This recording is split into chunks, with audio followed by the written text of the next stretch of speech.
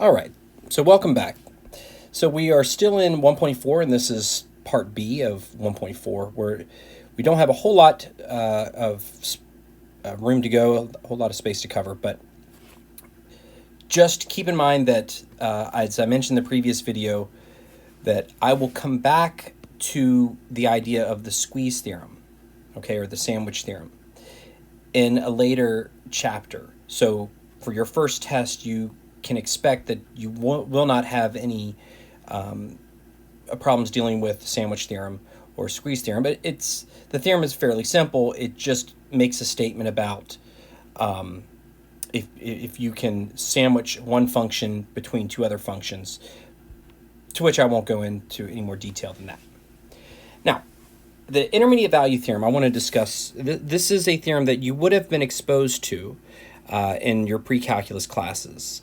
And in fact, and I could be wrong about this, I do believe in your study of mathematics, this is probably one of the first existence theorems that you run across. And by existence theorem, what I'm really saying is it's a theorem that can guarantee the existence of a number, even if you can't find the number. Okay? So what we're going to do is, like any theorem, we're going to take it in pieces here, right? So in other words, I'm going to read until, the way I do word problems is I'm going to read until I get to a comma or a period, and then I'm going to stop. Because if I don't understand what preceded this comma or period, then it's pointless for me to continue reading. So let's start. Theorem 1.13. It's an if-then statement, right? So if some function is continuous on a closed interval from A to B. All right. So let's let this x value, we'll call it A, and this x value, we'll call it B. And now I have no idea what this function does. It could have all types of holes and jumps everywhere, but between A and B, it's continuous. That is what that first portion of the problem says. So whatever this does between A and B, it is continuous. I can draw it without lifting my stylus. Okay, I think I grasp that what it's been said so far. Now, the next piece of information says f of A cannot equal f of B. So this would be, if x is equal to A, if I plug in A into this function, this would be f of A.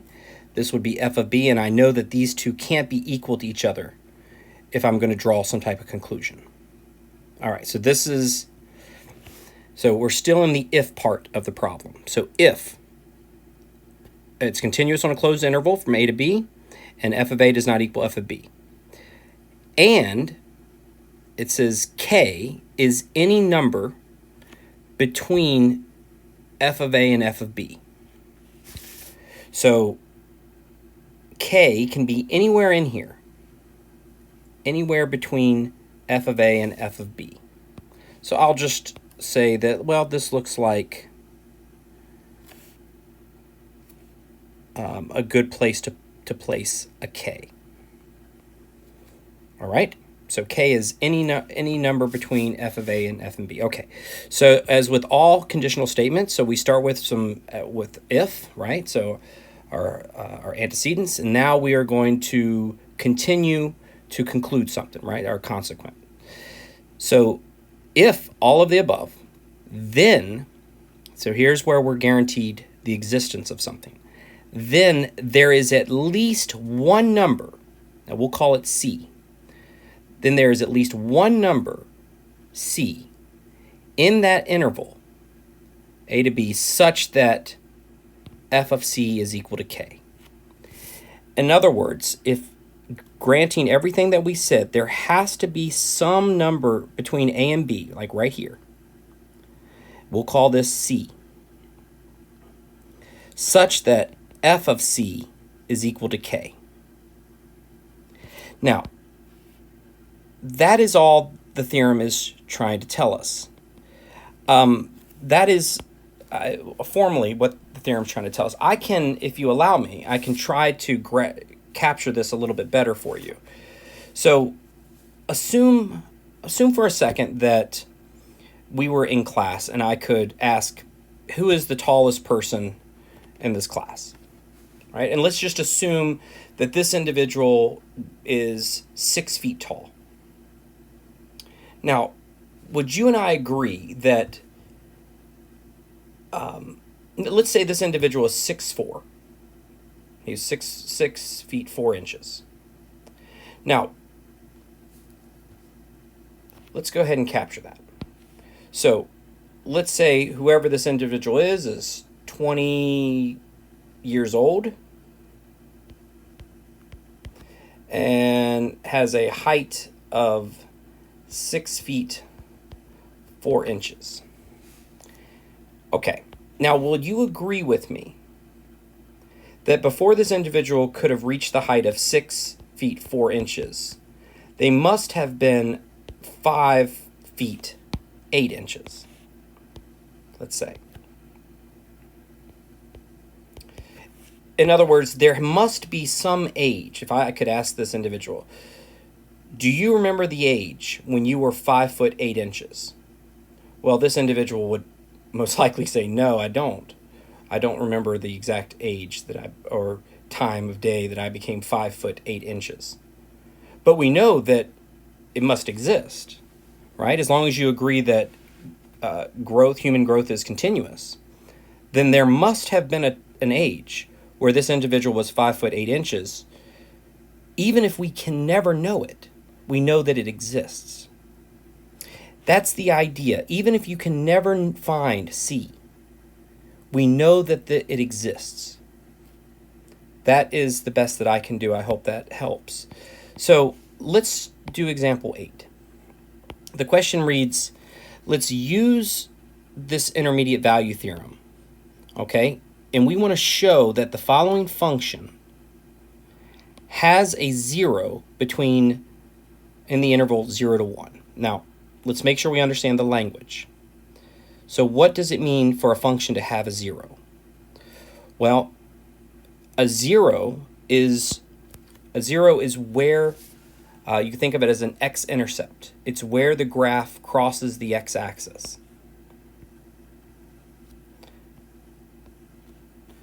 All right, so now I have no idea what this graph looks like. Well, I guess I could figure it out. It's not that hard. It's just x cubed, but nevertheless, I'm not even going to try to draw the graph. Here is 0. Here's when x is equal to 0. And let's say over here is when x is equal to 1. Okay? And what I know about this graph, or at least what we want to show, is that there is some number somewhere in between here where the graph crosses the x-axis. In other words, has a 0. Okay, so how would I do this? How would I figure it out? Well, can you and I agree on something? Can you and I agree that in order to cross 0, you would have to in order to cross 0, you would have to either have y values less than 0 and then y values greater than 0. Let me see if I can rephrase that.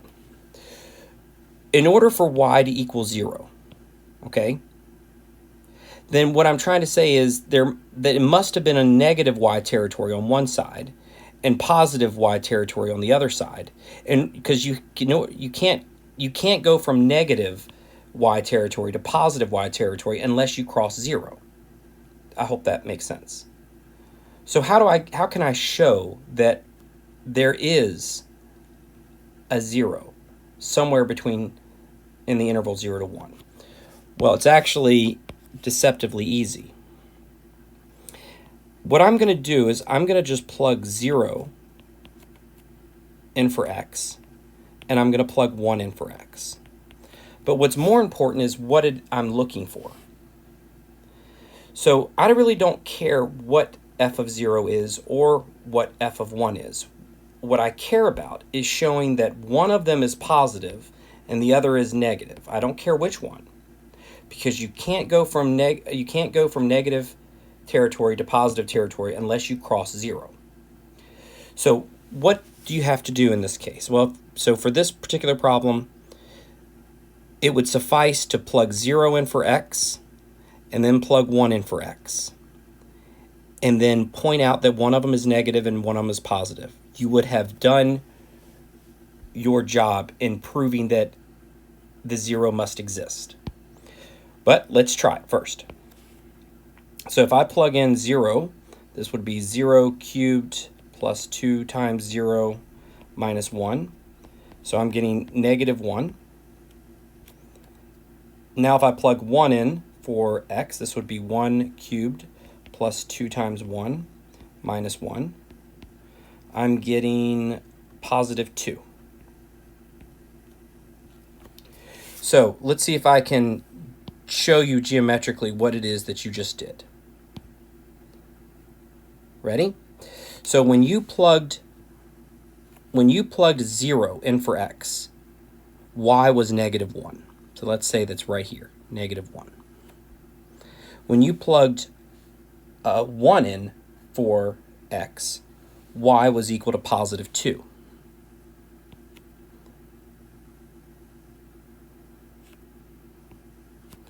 So explain to me, if this function is continuous, how could I go from negative 1 to positive 2 without crossing 0?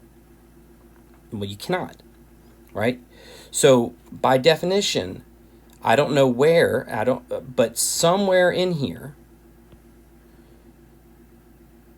your graph must have crossed the x-axis. There must be a 0 between negative 1 and 2. Okay, so please understand what the question's asking and what it's, more importantly, what it's not asking. Okay, I am not asking you to find the x-intercept. Right? This would be something you would have done in, I don't know, middle school. That is not, if you just tell me the x-intercept, then I have to just mark it wrong and go to the next problem. Because your task is to use this theorem, the intermediate value theorem, to show that a 0 must exist, right? You are proving the existence. Now, whether you can find it or not is irrelevant to me. You're just showing me that it must exist. Okay, so last topic, and this is the last problem as well. So when dealing with one-sided limits, I just want to make sure you understand the notation before I go any farther. So what I mean by one-sided limits, let's just use 0, for example. Well, actually, with this particular problem, we're asked to use 2, so let's just use 2. So notice the notation that's being used. And now let's make sure we understand the notation. So in this particular case, when you're trying to find the limit as x approaches 2, that plus symbol means from the right side of 2. I actually want to change my problem. We actually want to approach negative 2. So my apologies.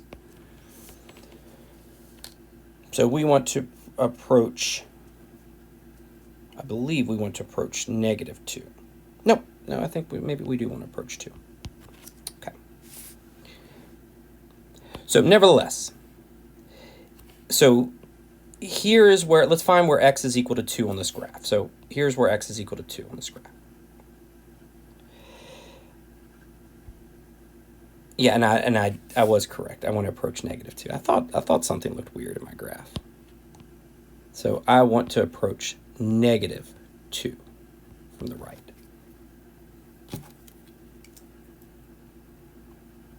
Okay, so now, nevertheless, so I'll change it to the over here. So I'm approaching negative 2. I'm approaching negative 2. So now let me get back to it. So the plus symbol means that you're approaching from the right side. So first let's find negative 2.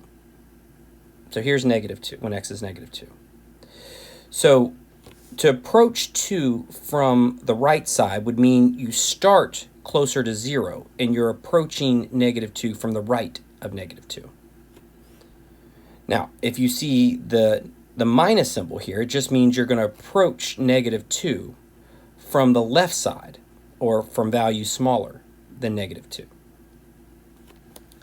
So why would you, the good news is all other rules of limits apply. Why would this be useful? Well, there's, in situations like the following, can you and I agree that it makes no sense to talk about what happens as, what is the graph doing as I approach negative 2 from the left side? Don't you agree that there is no graph over here, right? So it makes no sense to talk about what's happening as x approaches negative 2 from the left. But I can talk about what's happening as x approaches negative 2 from the right. Or think about it, what if you were in the lab or something and you were studying, I don't know, absolute zero, right? 0 Kelvin. To talk about approaching absolute zero from the left side makes no sense, right? If absolute zero is the coldest possible temperature, then to talk about approaching it from values smaller makes no sense. Likewise, if you take a look at our function, the square root of 4 minus x squared. Now, so we want to stay in the real number system. We don't want to deal with complex numbers. So what we need to make sure, obviously, is the 4 minus x squared has to be greater than or equal to 0. So let's just look at the graph. This is the graph of the square root of 4 minus x squared. And what do we want to do? Well, we want to evaluate the limit as x approaches negative 2 from the right side. All right, so let's finish this up and be done with it. So here's where x is negative 2. And if we're going to approach negative 2 from the right side, that would be approaching it from this direction, right? So we're going to start from numbers larger and then approach negative 2. When you're talking about the limit, what we're talking about is, well, what is your graph doing? Well, it appears that as you get closer and closer to negative 2 from the right, your graph is getting closer and closer to what? Well, it's just getting closer and closer to 0. You could, what if we just took negative 2, forgot about the plus symbol, and plugged it in? Well, you would have the square root of 4 minus negative 2 squared, or the square root of 4 minus 4. So do you notice that that's why I'm not going to stay here very long, because the properties for one-sided limits parallel the properties for two-sided limits. I just hope it makes sense how you can understand whether you're approaching from the left or from the right. I will say just a calculator, just a quick point dealing with calculators. You should try, if you have your calculator anywhere available, you should try taking negative 2 squared and negative 2 squared on your calculator. Because even at this level, I've seen silly mistakes. One of those is going to be a positive 4, and the other one's going to be a negative 4. To make sure you understand, when it comes to this one, your calculator thinks that you're asking it to take negative 2 multiplied by negative 2. Whereas in this one, your calculator thinks that you want to first square the 2, the positive 2, and then multiply it by negative 1. So just make sure, as long as you use parentheses, kind of like I did here, then you're safe to just throw this into your those grouping symbols will keep you safe when you're just throwing things into your calculator. All right, so I think that will conclude. If you have any questions, feel free to reach out to me. See you in the next video.